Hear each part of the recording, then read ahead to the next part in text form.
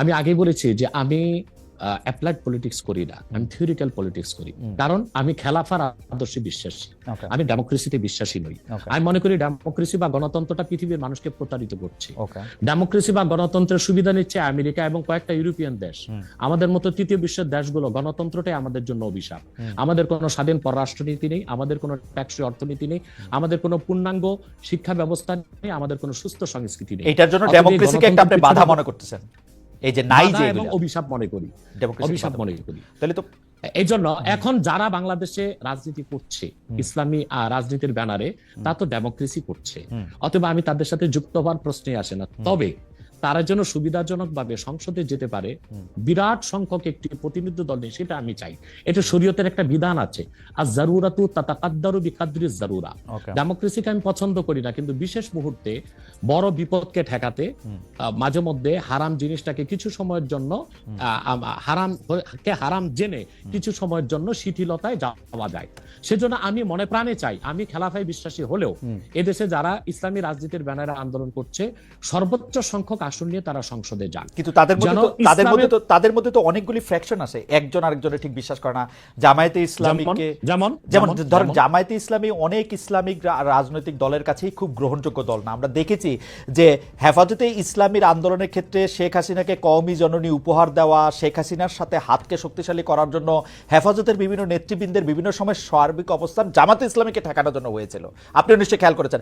আমি এই ফ্র্যাকশনগুলো আলাদা আলাদা করে বলতে পারি। চরমোনাই সাহেবের যে একমত নই, এটা আমি একমত নই। হেফাজত ইসলামী আর জামাত ইসলামের মধ্যে জামাত ইসলামী আমি বলি এক হচ্ছে জামাত ইসলামীর যিনি প্রতিষ্ঠাতা ছিলেন আবুল আলা মওদুদী, তিনি মুহাদ্দিসও ছিলেন না, মুফাসসিরও ছিলেন না, তবে তিনি ছিলেন দার্শনিক এবং রাষ্ট্রচিন্তক।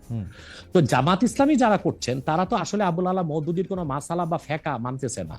এবং জামাত ইসলামী তো অসংখ্য লোক আমি দেখেছি দক্ষিণ চট্টগ্রামে, তারা আমাদের মতো কট্টর সুন্নি, অর্থাৎ তারা মিলাদ কিয়াম করতেছে, তারা পিরি মুরিদি মানতেছে, কিন্তু রাজনৈতিকভাবে তারা জামাত ইসলামী করতেছে।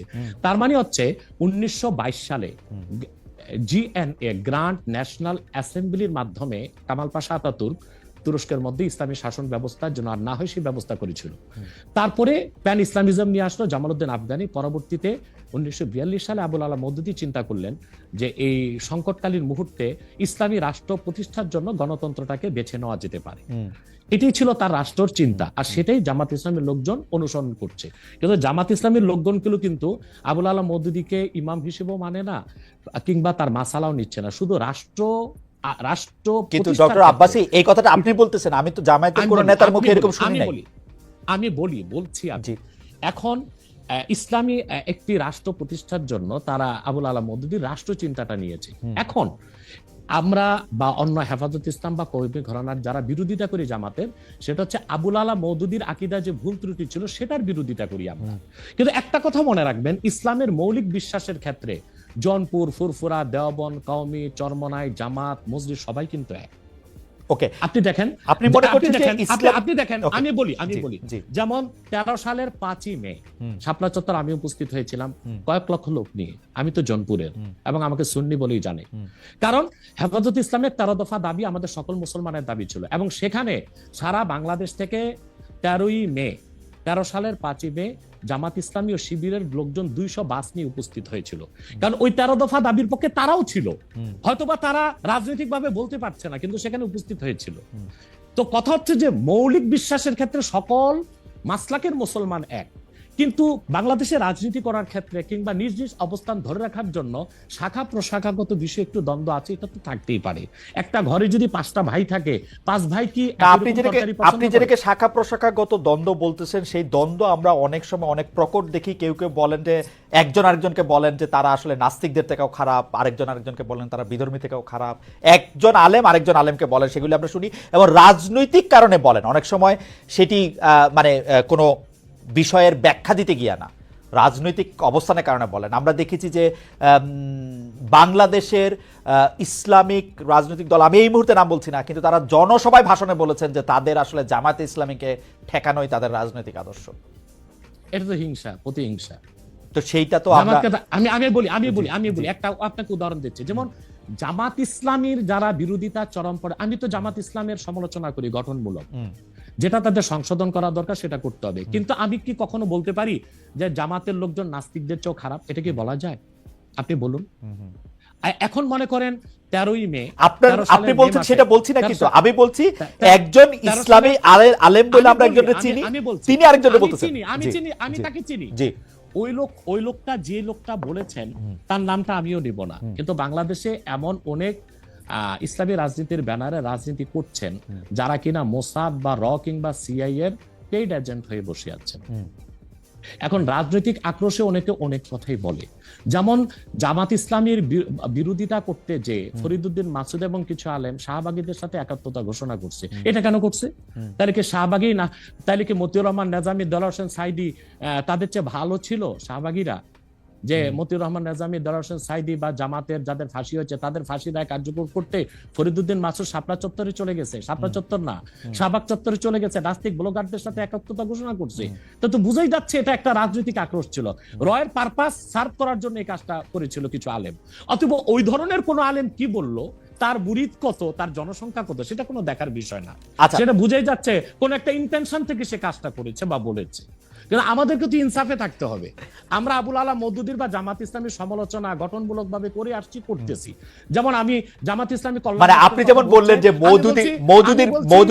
মওদুদী সাহেবের ফিলোসফিটা জামাতে ইসলামী আসলে সেইভাবে নিতেছে না, কিন্তু আমি কিন্তু ডক্টর আব্বাস, আমি কিন্তু এই কথা জামাত ইসলামীর কোন শীর্ষ নেতৃত্বের কাছে শুনি নাই। সত্যি কথা বলবে না, হ্যাঁ বলবে না কেন? বলবে না কেন? তারা যদি এটা না নেয় তাহলে এটা বলবে না কেন? হতে পারে এই জন্য বলবে না যে আপনার কর্মীদের মনোবল ভেঙে যাবে। কিন্তু আমি শীর্ষ নেতাদের মুখে শুনেছি, দেলোয়ার হোসেন সাইদি সাহেব একজন বাংলাদেশে জাদ্রেল একজন স্কলার ছিলেন, এবং আপনি জানেন তার জনপ্রিয়তা এখনো কিন্তু একেবারে আকাশছোঁয়া, জনপ্রিয়তা আলহামদুলিল্লাহ। সেটা বলি, সাইদি সাহেব ব্যক্তিগত জীবনে আবুল আলা মওদুদীর কোনো মাসালা মেনেছিলেন? তিনি তো হানাফি মাযহাবের মতে নামাজ পড়তেন, লম্বা দাড়ি রাখতেন, এবং তিনি পীর ঘরানা থেকে এসেছেন। তার বাবা ছিলেন ফুরফুরার মুরিদ। ডক্টর আব্বাস, আমি এটা প্রশ্ন সরাসরি করি। ডক্টর আব্বাস, আমি এটা প্রশ্ন সরাসরি করি।